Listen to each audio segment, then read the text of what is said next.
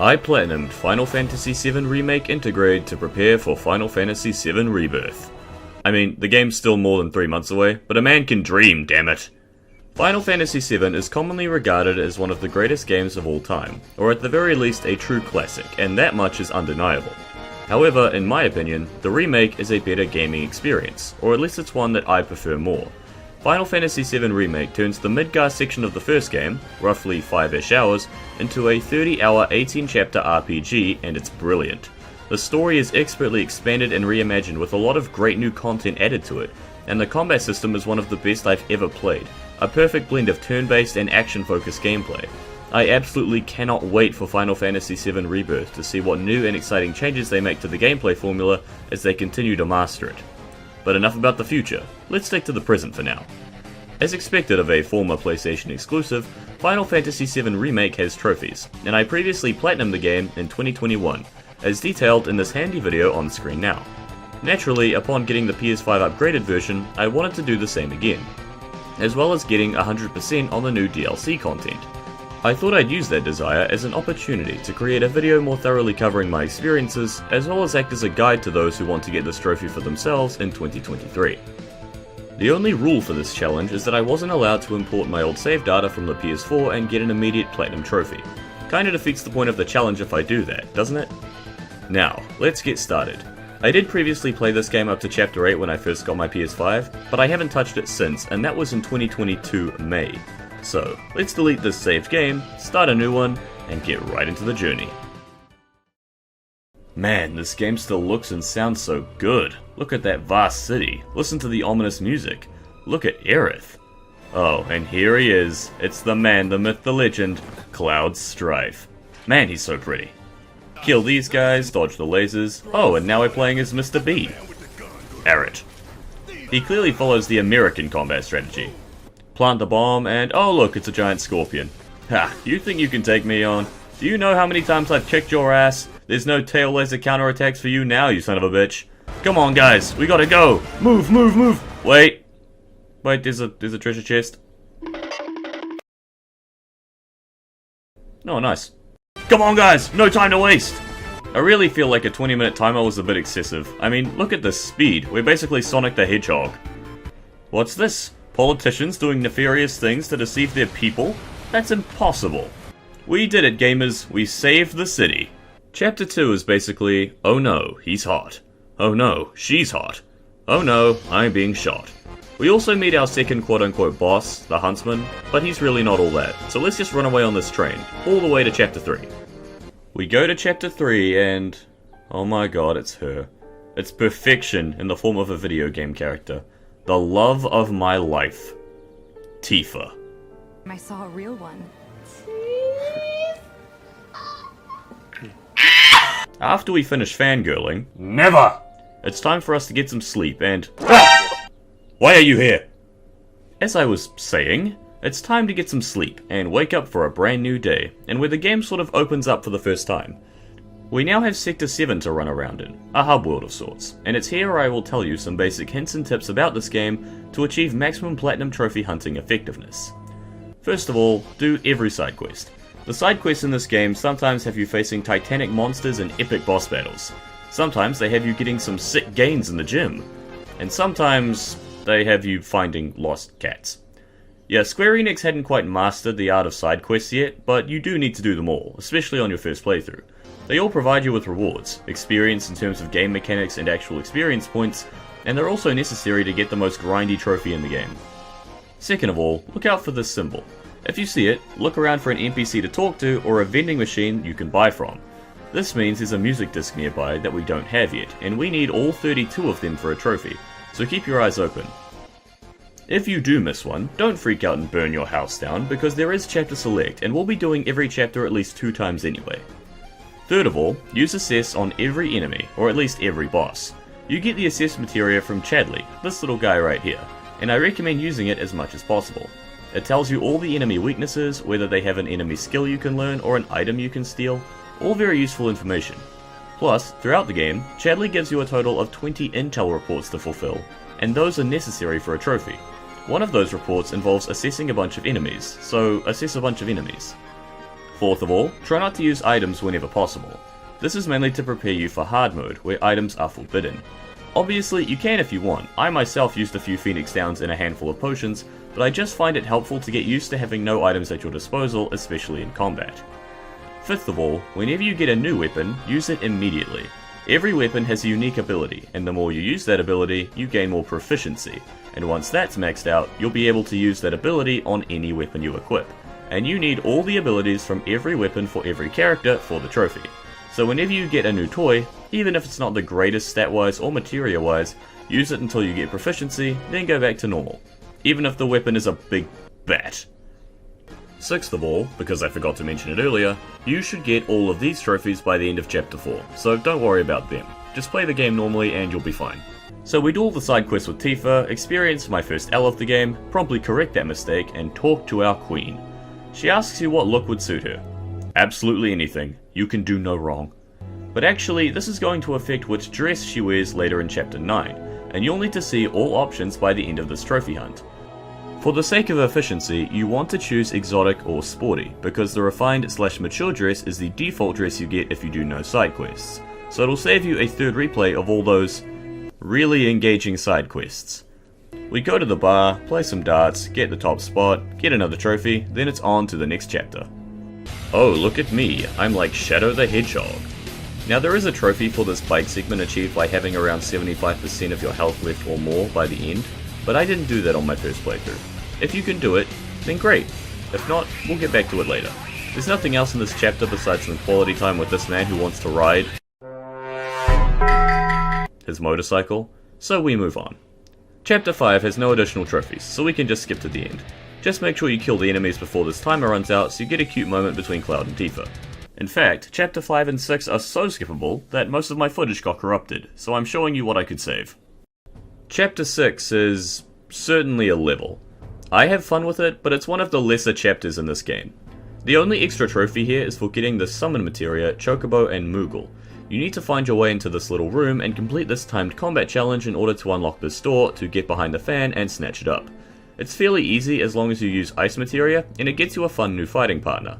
However, you will already have a Freet by this point, so I don't know why you'd want anything else.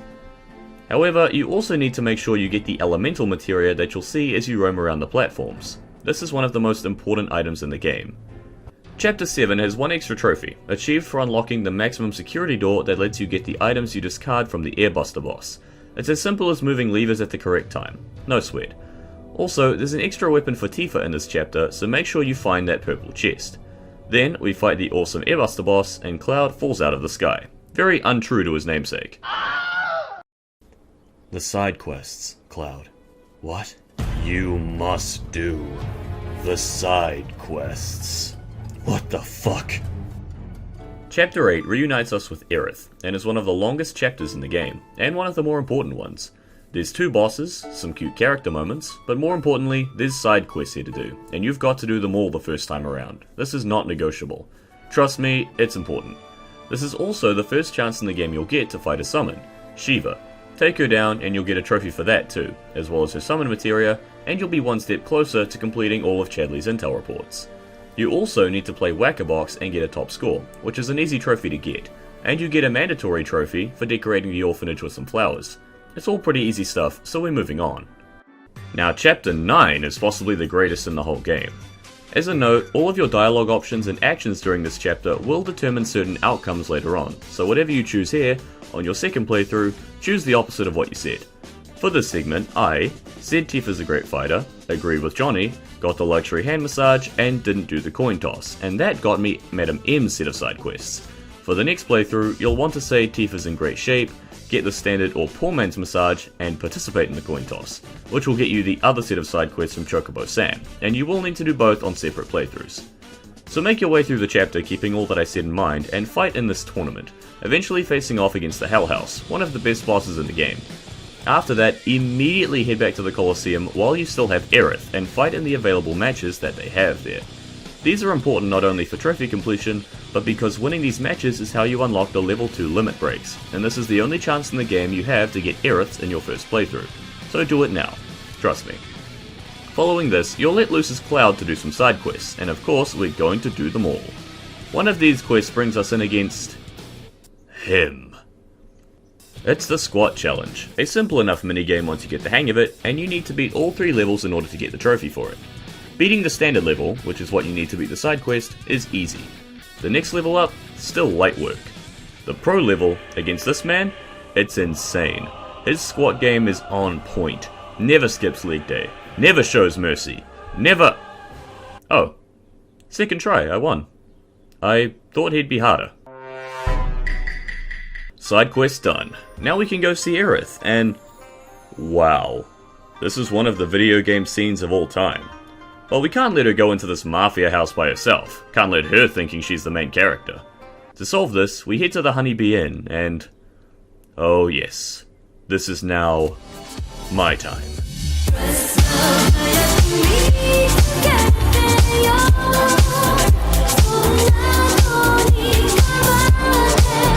This feels right. There has never been so much fabulousness in one room all at once. You know, this is what I imagine most sugar daddies look like on the internet. Oh, you stupid! Wait! Thankfully, we managed to defeat Don Corneo's thugs and the man himself without falling for any of his traps. Oh god damn it. Chapter 10 has music discs and a weapon for Tifa. Make sure you pick it up. After that, we can skip this one. Chapter 11 is a case where expanding the story can go a little too far. Yes, this level is spooky. Yes, it has some good moments. Yes, I do enjoy it. But when the pillar is being attacked, causing the fall of Sector 7, and we're screwing around here with ghosts, it does drag a little bit. However, there is something very important here. First of all, there's a purple chest near the beginning that contains a weapon for Aerith. Be sure to grab that. It's her best weapon in the game. Second off, and most importantly, equip the steel materia before you fight the final boss of this chapter, which is at this point here. That's because you need to steal a weapon for Aerith from him, so before you actually start fighting and killing him, make sure to spam steel to get that weapon. It's a very sneaky inclusion, and I do like it a lot, but it's important to have a heads up to minimize frustration. This is also why the assessment area is so important. With that, we're done with Chapter 11. You know, I sum it up quite quickly, but playing it feels like it takes a lot longer. Chapter 12 is as simple as anything. Beat the level, beat the bosses, win. Easy. Well, I say win. Thousands of people still died. Chapter 13 is much the same as Chapter 12, besides the rules I already established. I saw you in your dress, Cloud. You looked good. It mainly involves delving into this underground cave. The chapter boss can be a bit tough if you're not used to playing as Barret or Tifa, but this is normal mode. You can win without too much struggle. Now, Chapter 14 is the most open-ended section of the whole game, and that means side quests. And we're doing all of them, because of course we are. For the most part, they're simple, and decently fun. Fight a behemoth in the basement. Awesome stuff. Fight a Tonberry. Ha, what's this little guy gonna do to me? Oh shit, I'm dead. Find some birds. Done, done, and done. Fight a Colosseum match. Hell, we were doing those anyway. Make sure to also beat these 2 challenges to get new limit breaks for Tifa and Barret, as well as doing them all anyway. Beat Whack-a-Box on hard mode. Easy if you do it right. Spam Braver and destroy the 10-second time crates as a first priority. Find some ingredients for this doctor. Turns out I'd already found all the ingredients at this point because I did his side quest last, so this was a super easy victory. Finally, we go back to the gym, and... oh, it's you again. Well, the squat challenge was super easy, so this should be fine, right?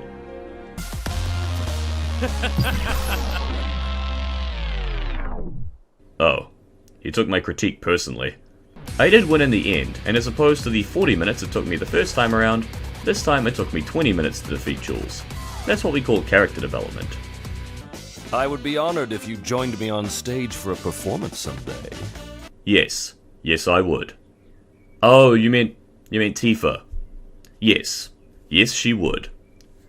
We then head back underground for a recycled sewer level. And we're skipping it. In fact, the universe wants me to skip it so badly that all of my footage got corrupted, so I couldn't show it to you even if I wanted to. We hand out some tiaras, and that's all the side quests done. If you've done all of the side quests in the game, or at least a vast majority, you'll find a letter here alongside a second elemental materia.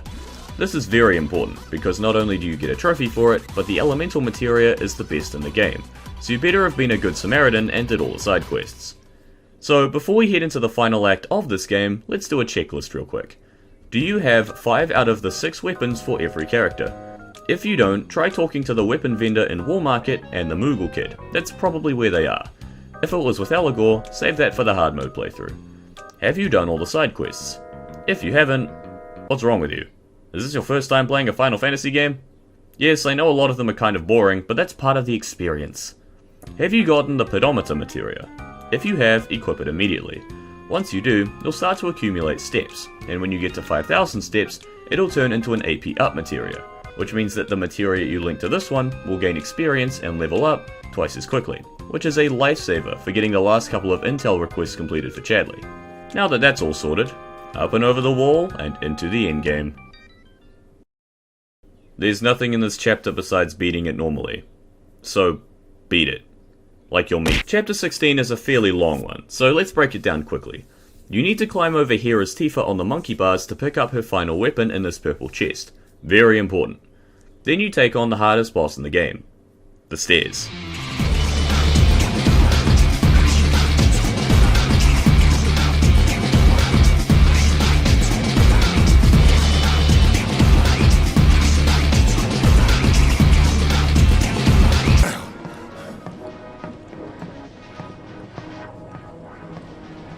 You'll talk to the mayor, and then you need to pay his assistant several thousand gil to get Barrett's final weapon.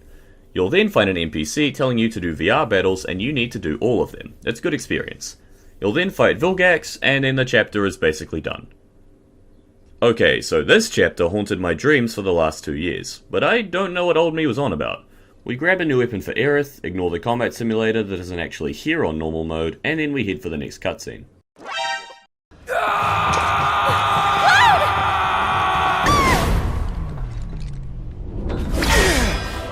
A touching reunion.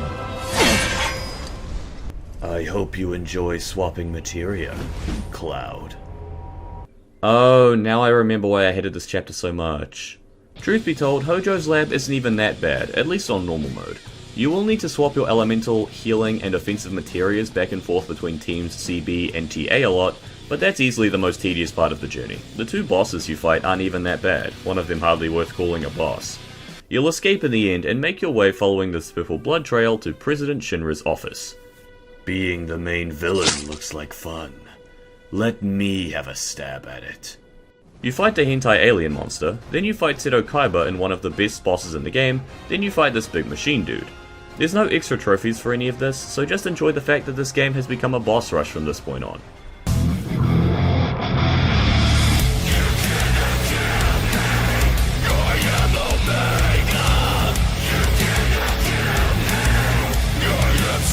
We flee the city on a motorbike and a truck, where the man with a literal gun arm is doing very little to help fight off these attackers. We take out the motorball boss, and then we're home free, all the way to part good to see you, Cloud. Oh, for fuck's sake. For some reason, this here, with the music, the sky, the ominous OST, this is one of the most impactful moments in the game for me. It's just so eerie. Makes me feel like danger's coming.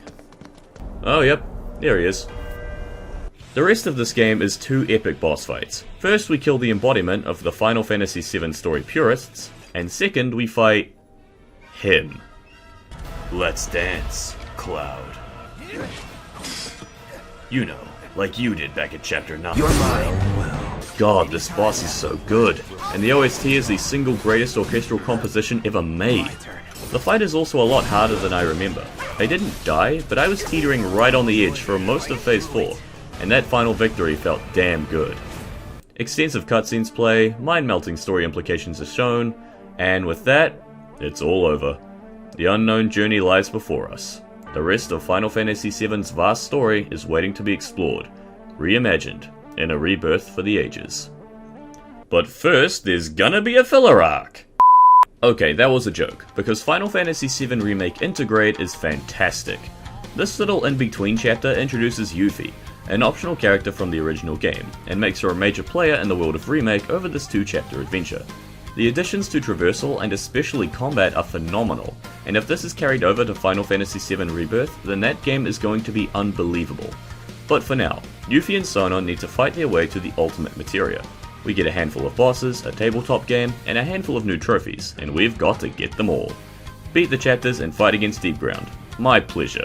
Send this kinky crazy man back to the basement. Become the Queen of Fort Condor in normal mode. After a bit of a learning curve, it's really not too hard. I even ended up enjoying it in the end. Do it all again on hard mode. Honestly, I found this easier than normal mode. We've got the most powerful board in the game now. I first tried most of the cast, and beating the Grand Master only took a handful of tries more. Excellent stuff. Beat the highest level of this box smashing minigame. Now this is a worthy challenge. It's simple. Break all the boxes using Yuffie's crazy movement and attack systems. The first level is easy, but the second level requires you to destroy every box in the stage, and this was a doozy. It took me a lot of tries, but I eventually got a routine down that let me get to 49,600 points. And no further. You need 50,000. I was frustrated. I was breaking every box in sight. It was at this point that my friend Coin said, Maybe you should check behind you, but maybe the boxes are over there. I thought he was a fool. Turns out, I was the fool. There were the last 400 points I needed and a 10-second time crate just next to me when I started the stage. Just like Cash Banuka. It took more practice, but I eventually got this trophy, and I managed it with less than 1 second left to go. That made me feel good. The next optional trophy was defeating Pride and Joy Mark 0.5, a trial run in the VR simulator only available in hard mode, much like the ones in the main game.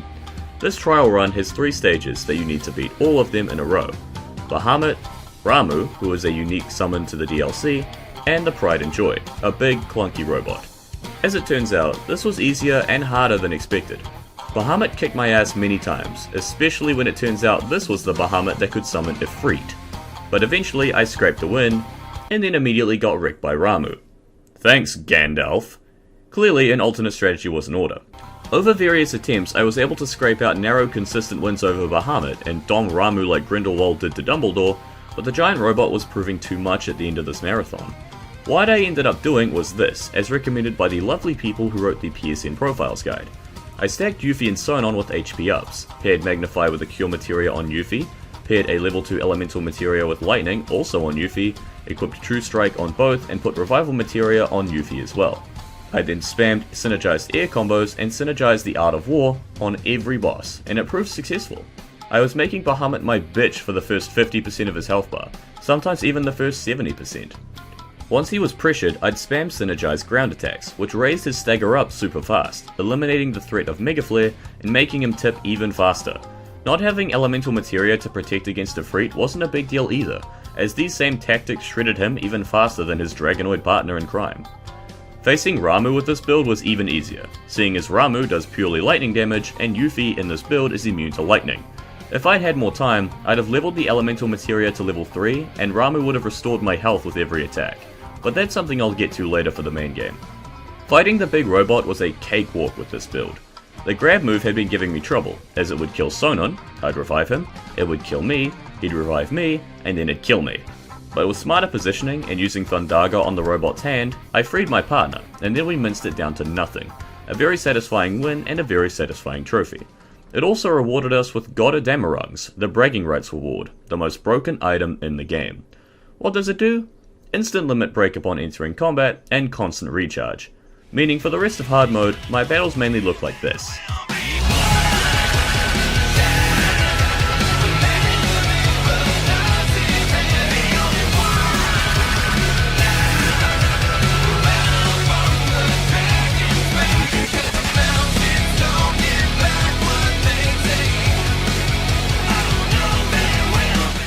Oh hey Nero, guess what? You're dead weight.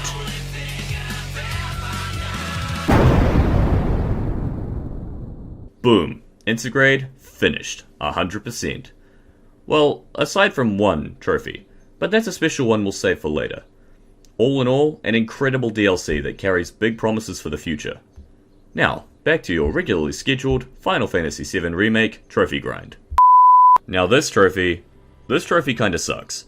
It's the grindiest part of the base game, and not the most enjoyable thing in the world, but compared to some of the trophies I've gotten already, such as Dark Souls 3, Doom Eternal, Batman Arkham City, this was really nothing. You need to see all 3 different bridal dresses for Cloud, Tifa, and Aerith, and all of them require different criteria to achieve. Tifa's dress comes down to a choice. You do all the side quests in Chapter 3 and she asks you what she should wear. If you don't do all the side quests, Tifa will default to the mature dress, meaning that you can pick exotic or sporty the first time around, then the other one the second time on hard mode, then do a quick easy mode no quest run to get the mature dress on the third playthrough of Chapter 3. That's the most efficient way to do it. Yes, you do want to do all the side quests on hard mode because they provide manuscripts that give the characters more skill points for their weapons, so it's in your best interest to do them that way. All in all, Tifa's dresses are simple to unlock, and you can skip directly from the end of Chapter 3 right to the start of Chapter 8, so as long as you're skipping dialogue and cutscenes, this is a fairly easy win. Aerith's dresses are a little more complicated. Her dress depends on the number of side quests you do in Chapter 8, with 0 to 2 getting you a bad one, 3 to 5 getting you a decent one, and 6 making her look like this. So yes, you will need to play through Chapter 8 3 times, possibly even 4 for the manuscripts on hard mode, and on 2 of those playthroughs you will need to ignore side quests, defying your RPG instincts. However, you need to then play through Chapter 9 up to the point where you actually see Aerith in her dress for it to count towards the trophy, meaning that you'll need to fight the Hell House a minimum of 3 times, though in my case it was 4. Once you've done that, it's time to get Cloud's dresses. Depending on dialogue choices throughout Chapter 9, Cloud will be given one of 2 different sets of side quests either for Madame M or Chocobo-san, and completing them gets him a different dress, and doing none of them also gets him a dress. So that's 3 different playthroughs you'll need there too. Can you see why it's a grind? Thankfully, you'll need to play through both sets of side quests for 2 other trophies, Best in the Business and the Johnny Experience, so you can multitask a bit here. And the side quests are some of the more fun ones in the game, so I really don't mind. The fact that you get Aerith's dresses and Cloud's dresses within 5 minutes of each other also cuts down a little bit of tedium for the trophy. And in case you were wondering, I aced that dance minigame every single time. I am a master of my craft. Okay, dresses are finally out of the way. That took way longer than it needed to. During this time, I also learned the skill Self-Destruct and maxed out all my intel reports, 19 out of 20. So now there's only 2 things left to do. First off, we pay a visit to Chapter 17, where Chadley, right at the beginning, will tell us about a new combat simulator with new challenges for us to fight. Because I have the DLC, there was also a cutscene showing us him. But we'll gloss over that for now. We need to speak to Chadley and do the final boss fight he can offer us, the battle against Bahamut. This boss is fantastic. Bahamut is one of the best bosses in the game. Even on normal mode he's still a great challenge, with a good variety of fair moves, and an ominous countdown to unleashing Mega Flare. Basically an instant kill if you can't interrupt him, or revive yourselves afterwards. Or just use Mana Ward, turns out it lets you survive with no trouble. I was honestly kind of surprised to beat him on my first try. But now we have the power to summon the King of the Dragons. Very occasionally. Turns out he's a little bit big to fit into half the boss arenas in the game. What a shame that is. Ah well, we're going to ignore all these new challenges in the VR simulator for the moment, seeing as our party and gear is a little underleveled for this. And to fix that, we're facing the hardest challenge in the game. Conquering Final Fantasy VII Remake's Hard Mode. Before you panic, let me assure you, Hard Mode is the way this game is meant to be played. You actually have to be strategic with your resources and party setup. The enemies deal meaningful yet fair damage, they live long enough for you to actually employ strategy. There's a bunch of new rewards and challenges, it's all great stuff. Final Fantasy Hard Modes seem to be the optimal way to play them, and that's what makes them so great. So, we've got a handful of trophies to go, 18 chapters to clear, and a burning desire to see this journey through to the end. Let's get this over with. You may be slightly intimidated because it took me 40 hours to beat the game the first time around, and now we are on a much harder difficulty. However, I have a secret technique to optimize my efficiency and minimize my playtime. What was his name again? Cloud. Chapter 1. Fight the Scorpion, remember that I can't afford to screw around on hard mode, make it through with moderate challenge. Linking Thunder to an elemental materia on your weapon can help speed this up. Chapter 2. Link Fire materia to your weapon, equip a First Strike materia, and spam Triple Slash. You've beaten the chapter. Damn, you have nice picks. Chapter 3. Side quests for the final time. Thank God. Chapter 4. You can skip the bike, which is good because it awards you nothing for doing it. And we finally get to summon Bahamut for the first time. Chapter 5. We beat it. Chapter 6. We beat it. Chapter 7. We beat it. Credit to the Airbuster for being the first boss on hard mode to actually make me nervous. Chapter 8. This is my 4th time doing this chapter for this run. Can I please get this over with? Done. done, done, done, done, done, done, done. Chapter 9. We see the final dress we need for Dress to the Nines. Beautiful. I chose to do the Madam M side quest here, but it really doesn't matter. You'll get manuscripts regardless of what path you take. And of course, we're dancing one final time.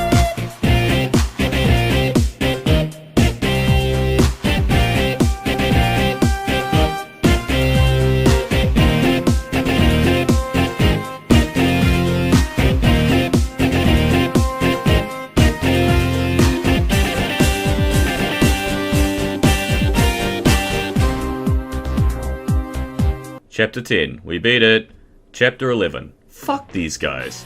Phantom hits way harder than I remember and debuffs me more than my depression, and Allegor is a little bitch. He casts Reflect on your party and on himself, making himself immune to magic and making any healing spells you use on your party heal him instead. The workaround is to use the Dispel ability on him, which will get rid of his protection, and use Chakra and Prayer as your main methods of healing. Seeing as those don't use MP, they're arguably better options to use in hard mode over Cure anyway. Chapter 12, we beat it. Chapter 13, honestly this was easier than I remember. We beat it. Chapter 14, the power of the skip cutscene button was in full force here. Brute force my way through the side quests and we get to the final leg of the game. Chapter 15, I beat it. Chapter 16, I took the elevator this time. Variety is the spice of life, don't you know? Also, I beat it. Chapter 17. This is where hard mode shines, the Shinra Combat VR Simulator. We clear the individual character trials and dive into the final 3 missions. The first is fighting against a gauntlet of monsters, including a behemoth, so watch out for him, and we end up in a fight with a Marlboro. First step, get hit by its bad breath attack. That's the final skill that we need for the enemy skill materia. Just make sure you have it equipped. Second step, kill this living vegetable. This thing is a big damage sponge, so let's cook it. Another trophy in the bag. Too easy. The next is the Top Secrets Gauntlet, which is the hardest challenge in the base game. You have to fight all 4 summons and then the Pride and Joy Mark 0.5 that we fought as Yuffie and Sonnen a few minutes ago. Ideally, choose weapons for your party that have reprieve on them and equip at least one member with an auto revive necklace. It'll help, even though I didn't do that here. Also, link your elemental materia with fire and put it on your armor on your 2 best characters. This is non-negotiable. My party is Cloud, Tifa, and Aerith, but you choose who you're best with. Beating Shiva is honestly pretty tedious. Try to stay in control of the fight the whole way through, use low level fire on her whenever you can, and try to avoid getting hit by Whiteout or Diamond Dust. Conserve your resources here as much as you can, you've got a long way to go. Fat Chocobo is a rest set, one that I will never get tired of beating. Leviathan might actually give you some trouble, because the motherfucker just will not die. You can blow some of your MP on taking him out, but make sure you save enough for Bahamut. Yep, he's back, and this time he's bringing a friend. Come to me, Ifrit! Hello there. However, this is to be his downfall, because now our elemental materia should be maxed out, meaning any fire attacks from Ifrit will actually heal us instead of harming us. Take that, bitch!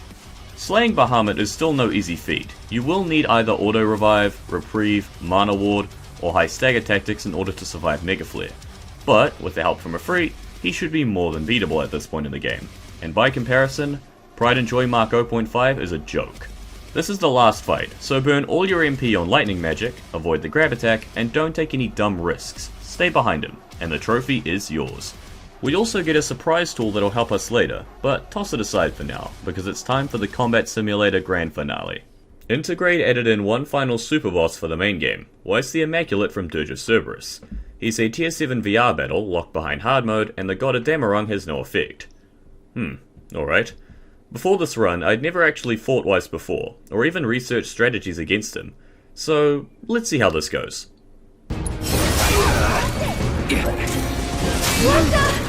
But I had you covered. It's not over yet. Get ready. Just hang on. I'm coming. No. I thought I was stronger than this. Oh god. Weiss is hard. Really hard. This boss killed me more times than the rest of the game put together, and he did it in a hurry. This boss has a lot of moves, 3 unique phases, is nearly invincible unless you stagger him, and is unbelievably quick. The first phase is an expert swordsman, with 3 unblockable strikes that can cut you down in seconds. as well as a bunch of blockables, which if he hits you, will lead to a massive combo.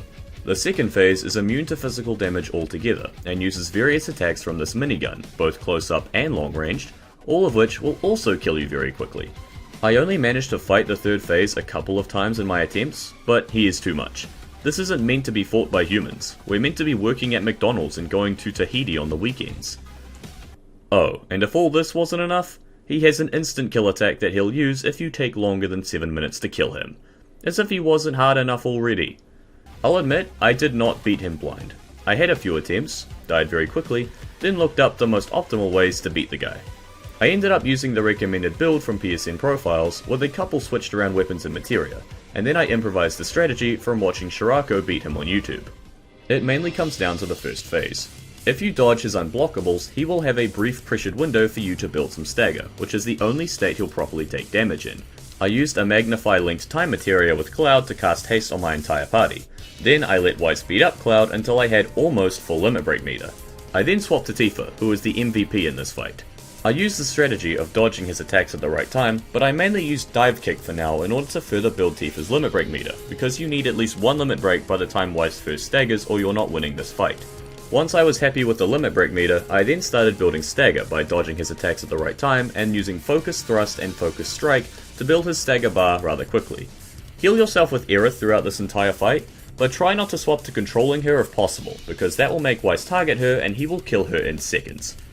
Once Weiss is staggered, build his stagger percentage as much as possible with Tifa's True Strike and Omni Strike abilities and Aerith's Ray of Judgment. Then, use your limit break. Ideally, you'll be able to use both Cloud and Tifa's limit break here, but in my one successful fight I only had Tifa's available at this point, and it still hurt him badly anyway. In the second phase, stay as Tifa, with Cloud as a backup option, and spam level 3 magic with Tifa, Cloud and Aerith as much as possible while staying alive. Aerith's Arcane Ward is useful here to maximize value for mana because it lets you cast level 3 spells twice, for the same mana cost.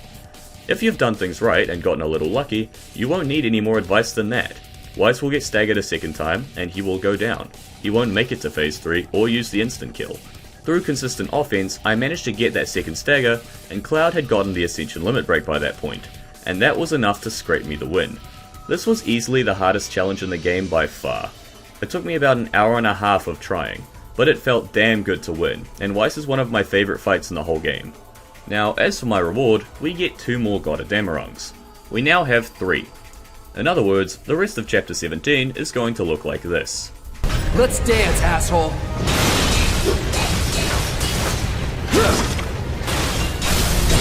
If you're smart, you'll do this for the last few bosses. I'm not smart. For Genova, I only had God of Damarung equipped on Cloud. It was a mistake. Genova took ages to beat. For Rufus, I didn't use a God of Damarung. I didn't need it. Oh, Rufus, you're pretty tough. Well, how about you stop in your tracks? Oh, you don't like that? Why don't you try being braver? It could help you ascend. That was a very tough third phase. And for this fight, I only equipped God of Damarung to Barret. Again, this was a mistake. Screw my dreams and honor, and fuck this guy. Just die. Please. And we're finally here. Chapter 18. We skipped the motorbike section, because I said so, and fight against Destiny once more. I decided to not use any God of Damarungs for these final 2 bosses because it'd make them too easy, and I wanted a real fight. Screw you guys, we are getting the unknown journey. I want to see the story the developers want to tell, and you Dementor looking bastards are not going to stop us. After that, there's only one man standing in my way. I'm not actually sure why you're fighting us right now, but it doesn't matter. It's time to ground the one-winged angel. I had this. This can't be. Avalanche! I wanted to.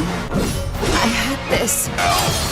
Looks like This can't be. So Wait, that wasn't supposed to happen. Turns out that Sephiroth is one of the hardest bosses in the game on hard mode. It also didn't help that I'd set up my party in advance to have Aerith as my third party member with her huge MP count and powerful magic. And instead I got Barret. So every death meant that I had to spend about 2 minutes before the fight sorting my inventory and materia before trying again. The God of Damarung sat there, taunting me, but I decided no, I don't need them. This is one of the best boss fights in the game, and now he's a worthy challenge. I can do this. I can beat him myself. And as it turns out, I could.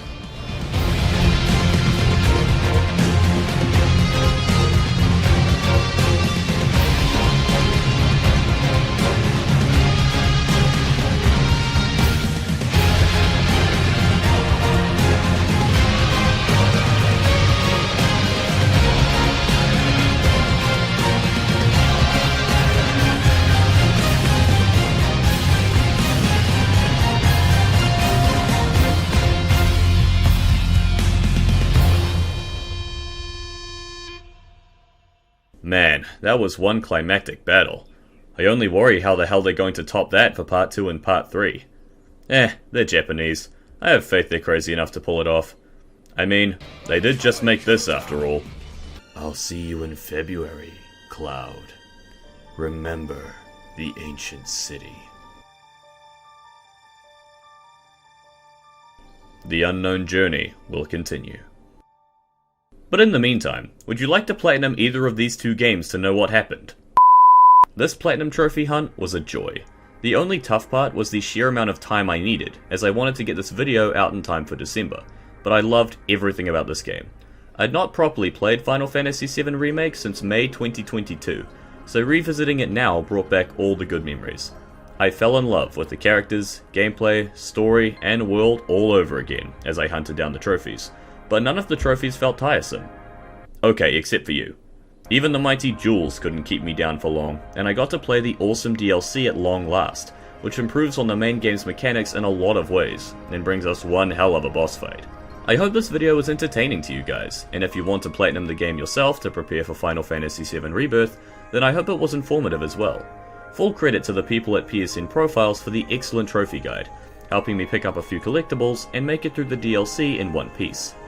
If you enjoyed this hunt, I'm always down to do more, including the other games in the Final Fantasy VII saga. Maybe now, I will finally have the courage to face my greatest gaming failure. But hey, that's all for the future. Thank you all once again for watching. Please like and comment if you enjoyed. My Patreon is in the description if you think that I've earned your donation, and I will see you all in the next video.